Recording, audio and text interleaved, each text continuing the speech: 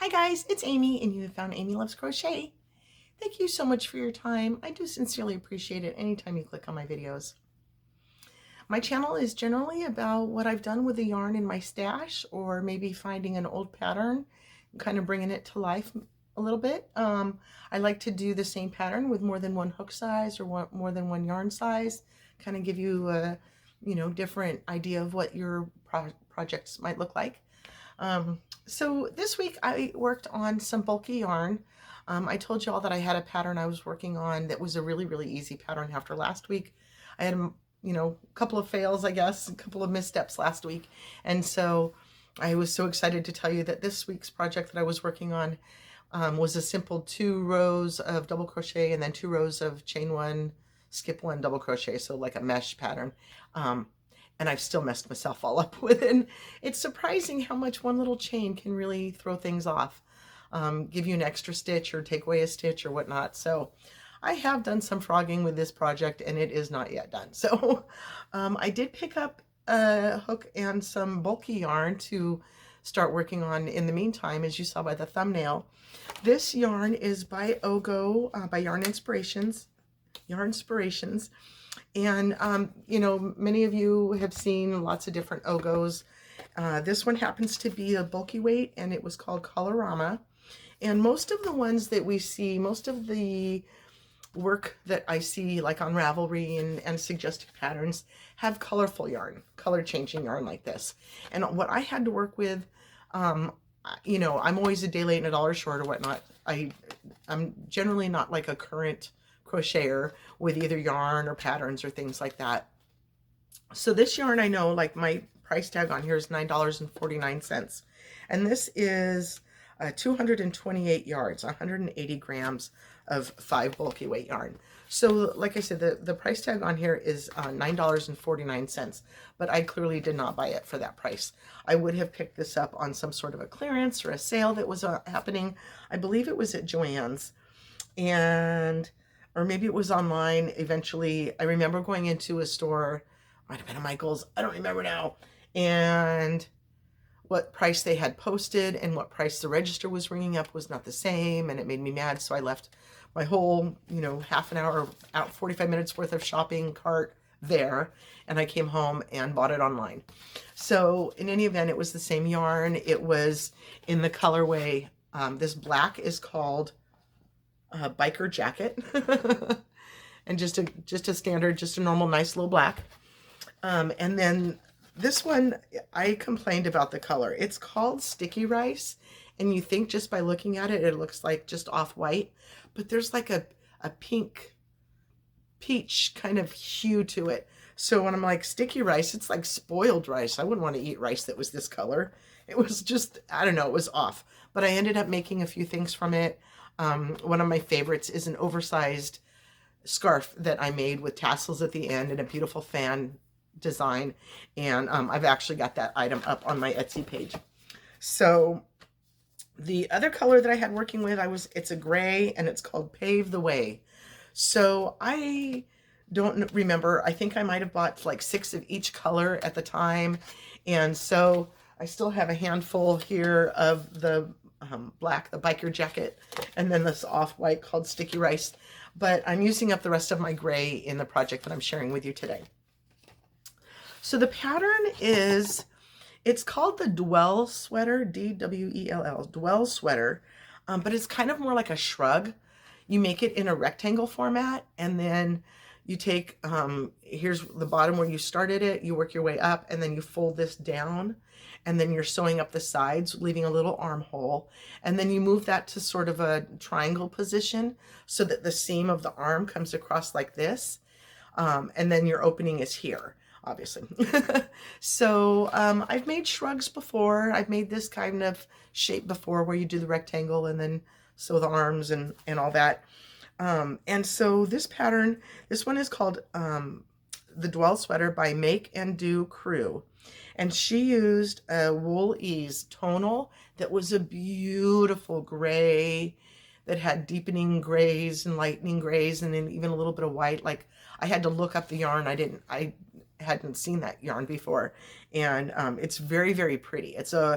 80% acrylic and 20% wool. Now what I've got in these is just 100% acrylic. So it lays different, it flows different, it feels different. So you know me, like I take a pattern and I don't always make it exactly like the pattern.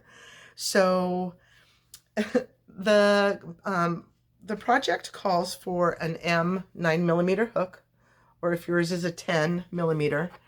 And I decided to do the small size on this one. And I did not do a gauge. Surprise, surprise, I hardly ever do a gauge. But in this case, when you do a gauge, it becomes your pocket. So it's not a waste of time, if you will. And I did not add pockets to mine. So the first one that I made is in the black.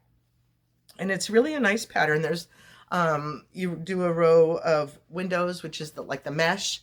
And then you do a row of crisscrosses where you crochet into the next space, and then you come back behind that stitch and do one that crochet a double crochet into a space that you just skipped, so it kind of works back and forth as little crosses. And then there's a row of single crochets in there as well. So when I got to working on this one, when you fold the arms up, I need like a specific, I need to understand what the ratio would be between the width of the project and the height of the project. I mean, I know that all that is figured out in the gauge, but if you're not doing a gauge and you just need to know how many rows to do to make that ratio correct. So I don't feel like I had the ratio correct on this one. And I think that the sides are supposed to come in much more when you fold them the way that you do. And so I feel like this one is shaped a little bit funny. I'll just start with that. The next thing about this pattern is that the sleeves. Now, the sleeves on a shrug, I made a shrug before, and then I ran out of yarn. So I didn't make any sleeves for it other than the way that the shrug sleeve happens by the nature of the garment. So for me to make a sleeve for this project was a little bit interesting. It was a new stitch that I wasn't kind of familiar with. I mean, I knew the stitch, but to put it together in this way to create the ribbing for the sleeve was a little bit different for me. So you can see it's got like this really, really solid sleeve. So it goes from like, you know, kind of meshy and holey and or whatnot to these really solid sleeves. It kind of felt weird on me. And again, this is with this yarn, this Ogo 100% acrylic yarn, whereas I'm sure her 80 acrylic and 20 wool lays differently. It of course it did. It looked so much nicer. So I did not put, so I don't know which one is the top and which one is the bottom. When I was making it, I kept markers in it so I could tell which was the top, but then, okay, let me think about it. I think it goes this way. So the way, you know, when you put it on, you've got like these bat wings or whatever that it just, you know, it's open and flowy. And then you've got that solid sleeve, the ribbing on the sleeve there. So again, maybe not my jam, maybe not thrilled with it. You continue with the same pattern for the lapel area here. So it doesn't really give you like, I might think to do rows of double crochet to be your collar area. So let me move my chair here. So I don't hate it. It's nice. It's, you know, my arm is super duper hot though. I can feel the air on all of this part, and then I feel kind of suffocating here. So again, with 100% acrylic, maybe not the right choice. So then down here, you do, see here where you can tell that the curvature of the shrug comes up right here? You're supposed to do this row of single crochets then along the bottom to try to make the bottom look even, I guess, you know, give you a finished look. But because of my ratio of where this folds, see my seam is way down here. Oh, I got a string. There's where my seam is. So, I don't know. Hers didn't look to have that funny little lip down at the bottom, like just from the way that I was making it, you know, when I changed things up a little bit. So again, it should have a pocket. I did not make pockets because I feel like the shaping of it goes down like at an angle. It's too much of a that shruggy swoop. It's not straight enough. So I wouldn't want a pocket on there that's going to be then sitting. If I match the pocket rows with this shrug rows, then the pocket's going to be like got that curvature. So like right now I'm freaking roasting already. So yeah, this was a nice finish, I think. But I wasn't 100% thrilled with it. I don't hate it, but it's very, very warm for me.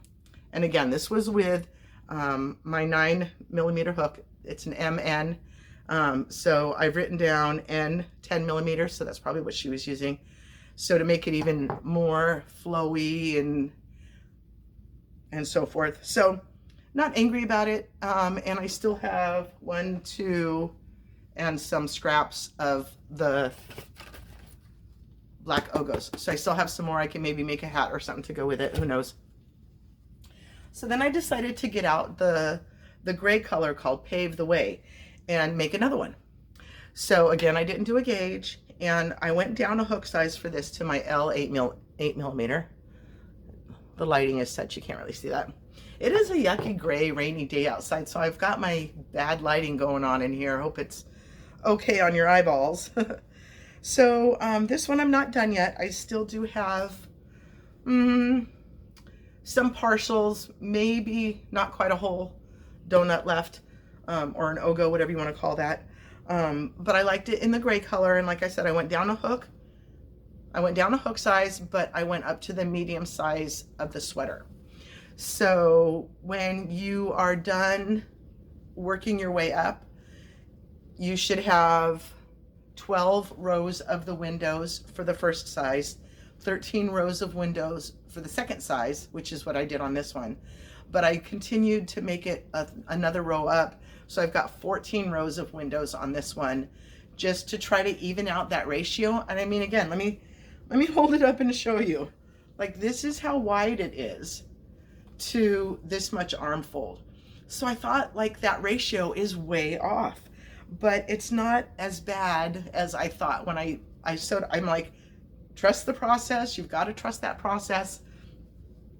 So this one still needs a collar and some sleeves, if you will. So, you know, the part about the longer rectangle is that I don't have to really make sleeves except for like a tiny little bit right here, because there's so much of my back gap over here that it kind of acts as a longer sleeve. You can pull it up a little bit more here. I can pull it up a little bit more here, and like this is part of my collar or my lapel then.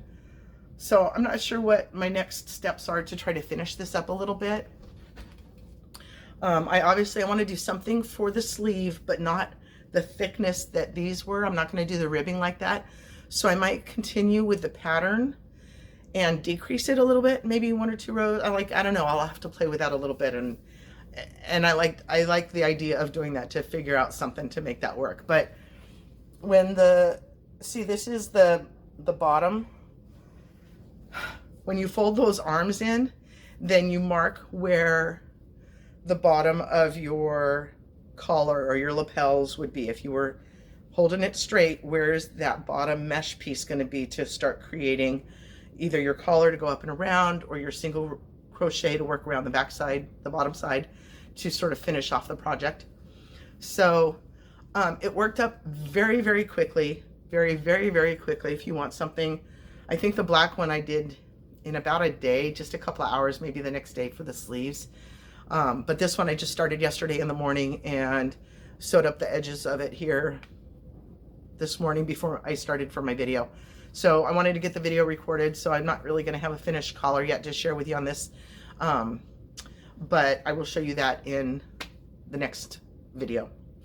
I think that's all I've got worked on this week. Like I said, that the other part, oh, I was invited. I'm so excited. I don't have details yet, so just to make you excited for me, I was invited to do a shawl share. There'll be some other channels that involved me as well. We're going to draw names. We've got a spreadsheet of favorite colors and what types of wish list we might want for this shawl. And we're going to make it for somebody we either know or don't know, and then do a trade at the end. And so I'm really, really excited about it. I told y'all that I was not going to be buying any yarn this year, and I believe that statement. I can keep that true statement for myself. This yarn, certainly if what the person whose name is drawn for me or whatnot, if I have something within my stash to meet that person's wish list, I obviously will use what I already have in my stash. But chances are is that I'm going to be buying a new yarn just for that project. And so I'm going to allow myself that, you know, me and my husband calling it that I'm making up my own crazy rules and then not allowing myself to do stuff or whatever. So I think that falls into my acceptable realm of, you know, buying yarn for this specific project. So as you can see, I've got lots of air in here. I'm not nearly as warm as I was with the black one on. Depending on